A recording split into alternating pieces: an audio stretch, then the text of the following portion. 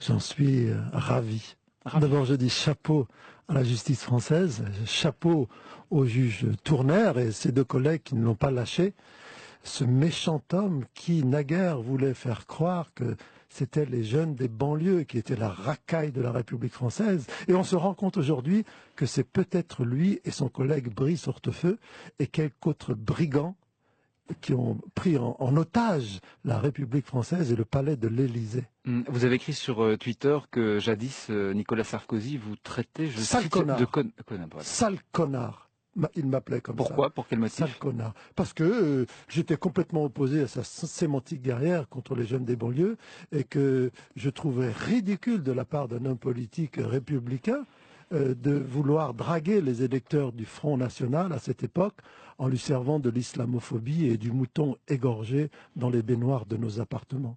Ceci dit, il n'est pas mis en examen aujourd'hui pour ce que vous appelez sa sémantique guerrière. Ça n'a rien à voir. Oh non, plutôt ces tendances mafieuses, oui, puisque il est à peu près clair. J'ai parlé maintes reprises avec un homme qui s'appelle Ziad Takieddine, qui chez lui, place du Trocadéro, et qui me racontait la véracité de ses propos et qui me disait à quel point il était outré de voir comment il était lâché par tous ceux qu'il aimait naguère et effectivement à tous ceux qu'il a nourri en argent liquide en provenance de Tripoli. C'est clair comme de l'euro de roche. Je ne vois pas comment aujourd'hui on peut invoquer la présomption d'innocence alors que des centaines de milliers de faits plaident contre Nicolas Sarkozy et son équipe pour le financement de la campagne présidentielle de 2007. Mais elle existe, cette présomption d'innocence. Elle n'existe pas pour tout le monde. Pas pour les jeunes des banlieues qui se font piquer par la police française, par la justice, pour de maigres faits. Et je trouve scandaleux de voir, parce qu'on a été président de la République française,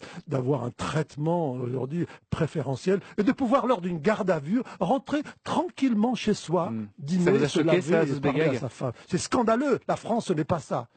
La France, c'est un type qui est en garde à vue, doit subir, quelle que soit son origine sociale, quelle que soit sa religion, depuis 1789, doit subir le même traitement devant la justice que tous les autres citoyens français.